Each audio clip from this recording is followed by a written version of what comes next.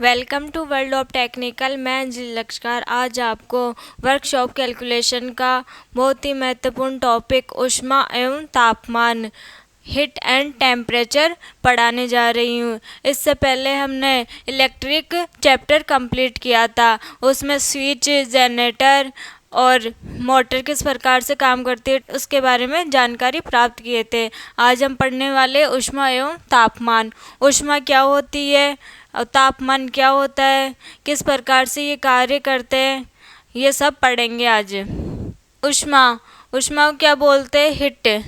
ऊष्मा क्या है? एक प्रकार की ऊर्जा है जो क्या करती है, जो अणु होते हैं, अणुओं को किस में चेंज कर देती है? गतिज ऊर्जा में। अणु क्या करने लग जाए जब हिट देते हैं, जैसे इसमें जब हिट देंगे इसको तो क्या करेंगे, जो इसके अणु हैं वो क्या करने लग जाएंगे? गति। इसी को क्या बोलते हैं? ऊष्मा। ऊष्मा ऊर्जा का एक रूप है जो तापमान के कारण, जैसे जैसे तापमान में परिवर्तन होगा वैसे वैसे ऊष्मा में परिवर्तन हो जाएगा। ये वस्तुओं के पदार्थ के अणुओं की गतिज ऊर्जा के कारण होती है। किसके कारण होती है? ये गतिज ऊर्जा के कारण। जैसे इसमें क्या दे रहे? टेम्परेचर। इसमें क्या दे रहे? ताप। तो ये क्या किस में चेंज हो जाएगा? इसके अणु क्या हो जाएंगे? गतिज ऊर्जा प्राप्त कर लेंगे। अब नेक्स्ट, ऊष्मा के मात्रक। ऊष्मा के मात्रक कौन कौन से होते हैं? कैलोरी, सेंटीग्रेड और जूल। जूल क्या होता है? एमकेएस प्रणाली में ऊर्जा का मात्रक जूल होता है। एमकेएस प्रणाली में क्या होता है? इसका मात्रक जूल। इसलिए ऊष्मा का मात्रक क्या होता है? जूल। क्योंकि ऊर्जा का मात्रक जूल होता है एमकेएस प्रणाली में, तो ऊर्जा की बराबरी क्या है? ऊष्मा। तो दोनों का मात्रक क्या हो जाएगा? जूल। इसके बाद है कैलोरी। 1 ग्राम पानी का तापमान 1 डिग्री सेल्सियस तक बढ़ाने के लिए जितनी ऊष्मा की आवश्यकता होती है उसे 1 कैलोरी कहते हैं। मतलब 1 डिग्री सेल्सियस पर जितनी ऊष्मा की आवश्यकता होती है उसको क्या बोलते हैं? 1 कैलोरी। 1 कैलोरी बराबर कितना होता है? 4.184 जूल। इसके बाद सेंटीग्रेड हीट यूनिट। ये क्या होती है? 1 पॉइंट पानी का तापमान 1 डिग्री सेल्सियस बढ़ाने में जितनी ऊष्मा की आवश्यकता होती है, मतलब इसमें 1 पॉइंट पानी का तापमान 1 डिग्री सेल्सियस बढ़ाने में जितनी ऊष्मा की आवश्यकता होती है उसे क्या बोलते हैं? 1 सेंटीग्रेड यूनिट हीट यूनिट कहते हैं। 1 सेंटीग्रेड हीट यूनिट के बराबर क्या होता है? 453.6 कैलोरी। उसके बाद ब्रिटिश थर्मल यूनिट। 1 पॉइंट पानी का तापमान, यहाँ क्या है? सेल्सियस, यहाँ क्या है? फ़ारेनहाइट। बढ़ाने में जितनी ऊष्मा की आवश्यकता होती है उसे ब्रिटिश थर्मल यूनिट कहते हैं। इसमें क्या था? सेल्सियस। इसमें क्या आ जाएगा? ब्रिटिश वाली में फ़ारेनहाइट। 1 ब्रिटिश थर्मल यूनिट बराबर क्या होता है? कितना कैलोरी होता है? 252 कैलोरी। उसके बाद थर्म। थर्म क्या होता है? ये गैस कंपनियों में यूज किया जाता है इनका। यह 1000 पौंड पानी का तापमान 100 डिग्री फ़ारेनहाइट बढ़ाने के लिए आवश्यक ऊष्मा की मात्रा है। क्या है ये किस काम में आती है? गैस कंपनियों द्वारा प्रयोग की जाती है और 1000 पौंड पानी का तापमान 100 डिग्री फ़ारेनहाइट के लिए आवश्यक ऊष्मा की मात्रा है। अब है ऊष्मा के प्रभाव। ऊष्मा के प्रभाव कौन कौन से? दिशा के आधार पर, रासायनिक प्रभाव, फिजिकल मतलब भौतिक गुणों के आधार पर, इन सब के बारे में देखते हैं। ऊष्मा के प्रभाव। Effects of heat. दशा में परिवर्तन। जब पानी को गर्म किया जाता है तो वो किस में चेंज हो जाता है? वाष्प में। जब पानी को ठंडा किया जाता है तो वो किस में चेंज हो जाता है? ठोस में। मतलब ठोस तो हो गई बर्फ और गैस हो गई वाष्प में।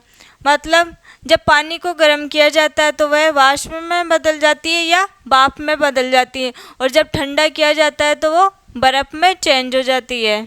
अब विस्तार में परिवर्तन, चाहे वो ठोस हो, चाहे वो द्रव हो, चाहे वो गैस हो, जब इनको हीट किया जाता है मतलब ऊष्मा दी जाती है तो क्या करते हैं? ये फैल जाते हैं। ये किस में होता है? ठोस में भी होता है और द्रव में भी होता है और गैस में भी होता है। भौतिक गुणों में परिवर्तन। अणुओं के निर्धारण में ऊष्मा के कारण आंतरिक परिवर्तन होने से बहुत सी वस्तुएं कमजोर हो जाती है। मतलब ये कि भौतिक गुण, किसी पदार्थ में भौतिक गुण उत्पन्न होते हैं तो वो क्या हो जाती है? कमजोर पड़ने लग जाती है। जैसे कांच को मामूली ऊष्मा देने पर वह पहले की अपेक्षा कमजोर हो जाती है। जब कांच पर ऊष्मा देंगे तो क्या हो जाएगी? पहले की अपेक्षा कमजोर। अब विद्युतीय प्रभाव। जब दो असमान तारों को एक साथ जोड़ा जाता है तो उसमें क्या होता है? विद्युतीय उत्पन्न होती है। धातुओं को ऊष्मा देने पर उनका विद्युतीय प्रतिरोध क्या होता है? बढ़ जाता है। विद्युतीय प्रभाव किस प्रकार से होता है? जब दो अलग अलग तारों को जोड़ा जाता है तो क्या हो जाती है? इसमें विद्युत उत्पन्न हो जाती है। अब रासायनिक परिवर्तन। रासायनिक परिवर्तन किस प्रकार से होता है? ऊष्मा में। कई वस्तुओं को ऊष्मा देने पर उनमें रासायनिक परिवर्तन हो जाते हैं। जैसे शक्कर को ऊष्मा देने पर कार्बन में परिवर्तित हो जाती है। इसके बाद है तापक्रम में परिवर्तन। जब पदार्थ ऊष्मा ग्रहण करता है तो उसके तापक्रम में बढ़ोतरी होती है एवं पदार्थ में से ऊष्मा निकालने पर उसके तापक्रम में कमी आ जाती है। मतलब जब ऊष्मा देते हैं तो उसमें ऊष्मा की बढ़ोतरी हो जाती है, तापक्रम में बढ़ोतरी हो जाती है, लेकिन जब ऊष्मा निकालते हैं तो उसके तापक्रम में कमी हो जाती है। अब ऊष्मा स्थानांतरण की विधियाँ। ऊष्मा स्थानांतरण की कितनी विधियाँ? 3। एक तो है संचालन, दूसरी है संवहन और तीसरी है विकिरण। फर्स्ट है संचालन, चालन, इसको बोलते हैं कंडक्शन। सेकंड है संवहन, कन्वेक्शन। तीसरी है विकिरण, रेडिएशन। अब संचालन क्या होता है? ठोस वस्तुओं में ताप का स्थानांतरण पदार्थ के कणों में परिवर्तित किए बिना एक स्थान से दूसरे स्थान पर आने को संचालन कहते हैं। इसका मतलब ये है, ये ठोस है, यहाँ से इसका स्थानांतरण होता है तो ये क्या हो गया? कंडक्शन। आया समझ में संचालन? इसके बाद संवहन। संवहन को क्या बोलते हैं? कन्वेक्शन। तरल पदार्थों में, तरल पदार्थ में ऊष्मा का स्थानांतरण पदार्थ के कण द्वारा ऊष्मा प्राप्त कर स्वतंत्र होने से होता है। यह स्थानांतरण द्रवों में होता है। जैसे पानी है, पानी को उबालेंगे तो जो गर्म कण है वो तो कहाँ चले जाएंगे? ऊपर, और जो ठंडा है वो कहाँ चला जाएगा? नीचे के साइड। यहाँ से हिट देंगे, ये जो गर्म होगी वो कहाँ चले जाएंगे? कण ऊपर, और जो ठंडा रहेगा वो कहाँ चला जाएगा? नीचे के साइड। इसी को क्या बोलते हैं? कन्वेक्शन। अब विकिरण। ये किस प्रकार से यूज होती है? जैसे पृथ्वी पर सूर्य से ऊष्मा का स्थानांतरण क्या कहलाता है? विकिरण। जैसे इस विधि में ऊष्मा का स्थानांतरण किरणों के द्वारा, मतलब जो सूर्य की किरणें पड़ती है पृथ्वी पर, एक दूसरे से अलग दो वस्तुओं में ऊष्मा बिना माध्यम को गर्म किए स्थानांतरित होती है। जैसे सूर्य से कहाँ पड़ रही है किरणें? पृथ्वी पर। ये दो अलग अलग माध्यम है। अब ऊष्मा का सिद्धांत। ऊष्मा का सिद्धांत क्या है?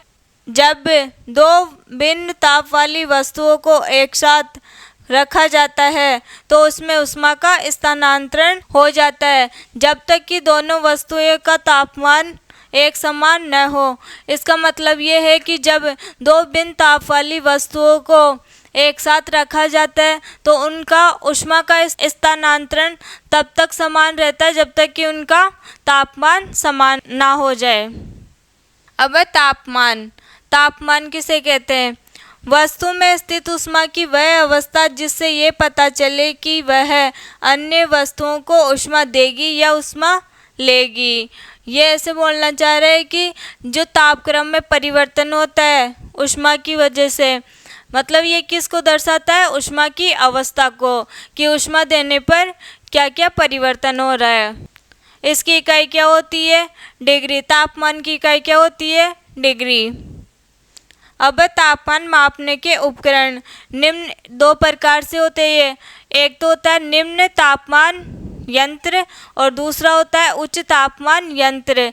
निम्न तापमान में 105 से लेकर 350 डिग्री सेल्सियस तक नापते हैं, इसको क्या बोलते हैं, थर्मामीटर। सेकंड है उच्च तापमान यंत्र, इसमें क्या करते हैं 350 डिग्री सेल्सियस से लेकर 4000 डिग्री सेल्सियस तक का जो तापमान होता है उसको नापते हैं, उसको क्या बोलेंगे, पायरोमीटर। अब तापमान स्केल। तापमान स्केल कितने प्रकार के होते हैं, 3 प्रकार के। फर्स्ट है सेंटीग्रेड, सेकंड है फ़ारेनहाइट और थर्ड है केल्विन और एक होता है र्यूमर। सेंटीग्रेड स्केल, इसको किससे प्रदर्शित करते हैं, डिग्री सी से, 0 डिग्री से प्रदर्शित करते हैं। जो 0 डिग्री से लेकर 100 डिग्री सेल्सियस तक होता है, इसे 100 भागों में बांटा जा सकता है। जैसे कि मैंने आपको पहले वीडियो में बताया था कि टेम्परेचर कन्वर्जन कैसे होता है, तो इसकी डिटेल जानने के लिए आप टेम्परेचर कन्वर्जन वाला वीडियो ज़रूर देखिए। फ़ारेनहाइट स्केल, इसे किससे प्रदर्शित करते हैं, एफ से, और इसका मान कहाँ से कहाँ तक होता है, 32 डिग्री फ़ारेनहाइट से लेकर 212 डिग्री फ़ारेनहाइट में बांटा जाता है। इसके 180 भाग होते हैं। इसका फॉर्मूला क्या होता है, सेल्सियस और फ़ारेनहाइट के बीच में क्या संबंध होता है, सेल्सियस बराबर 5/9 F माइनस फ़ारेनहाइट माइनस 32 होता है। र्यूमर, र्यूमर का मान कहाँ से कहाँ तक होता है, 0 से लेकर 80 तक, और र्यूमर को किससे प्रदर्शित करते हैं, R से। केल्विन स्केल, इसे कैसे प्रदर्शित करते हैं, इसमें 273.15 से लेकर 373.15 तक भागों में बांटा जाता है।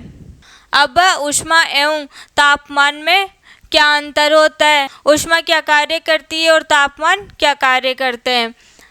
यह एक प्रकार की क्या है, ऊर्जा। ऊष्मा क्या होती है, एक प्रकार की ऊर्जा, और तापमान क्या है, यह ऊष्मा की क्या है, अवस्था। तापमान तो होता है ऊष्मा की अवस्था, और जो ऊष्मा होती है वो क्या होता है, एक प्रकार की ऊर्जा। ऊष्मा की इकाई क्या होती है, कैलोरी, और टेम्परेचर की इकाई क्या होती है, डिग्री। इसको किस में मापते हैं, कैलोरीमीटर में। इसको किस में मापते हैं, थर्मामीटर में। किसी वस्तु को गर्म करके उसकी ऊष्मा में बढ़ोतरी, मतलब किसी पदार्थ को ऊष्मा देंगे तो उसका तापमान में क्या होगा, बढ़ोतरी, और जब उसको ठंडा किया जाएगा तो उसके तापमान में क्या होगी, कमी। दो वस्तुओं का तापमान एक सा हो सकता है चाहे ऊष्मा की मात्रा अलग अलग क्यों ना हो। मतलब अगर ऊष्मा की मात्रा अलग अलग होगी तब भी टेम्परेचर समान रह सकता है।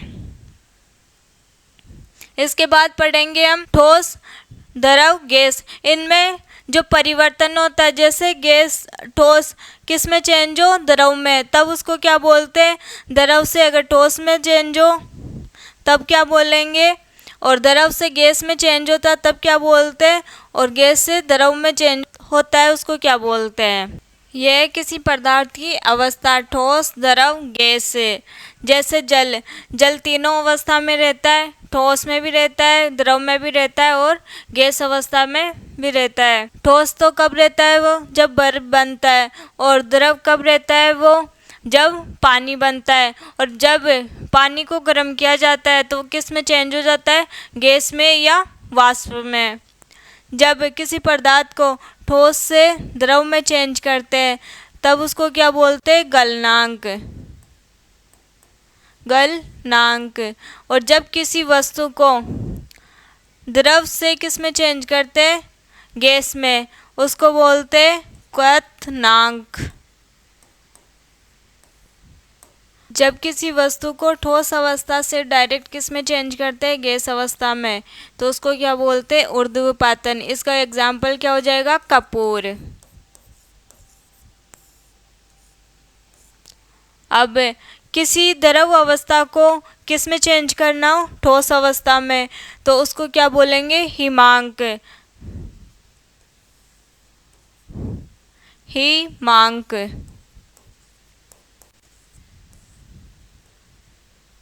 जब किसी द्रव अवस्था को गैस अवस्था में चेंज करते हैं उसको बोलते हैं क्वथनांक।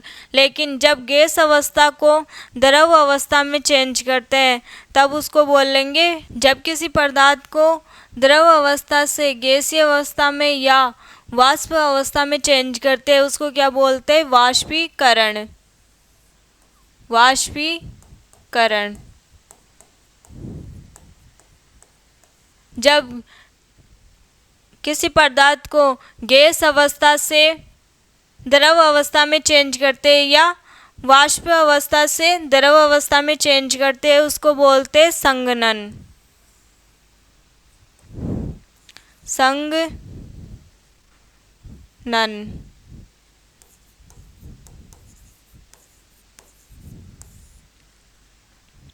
ठोस अवस्था से द्रव अवस्था में चेंज करते हैं उसको बोलते हैं गलनांक, और द्रव अवस्था से गैस अवस्था में चेंज करते हैं उसको बोलते हैं क्वथनांक।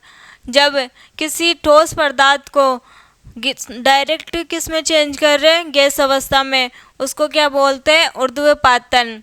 लेकिन जब द्रव अवस्था से ठोस अवस्था में चेंज करते हैं, जैसे पानी से बर्फ बनाते हैं, तब क्या बोलते हैं? उसको हिमांक।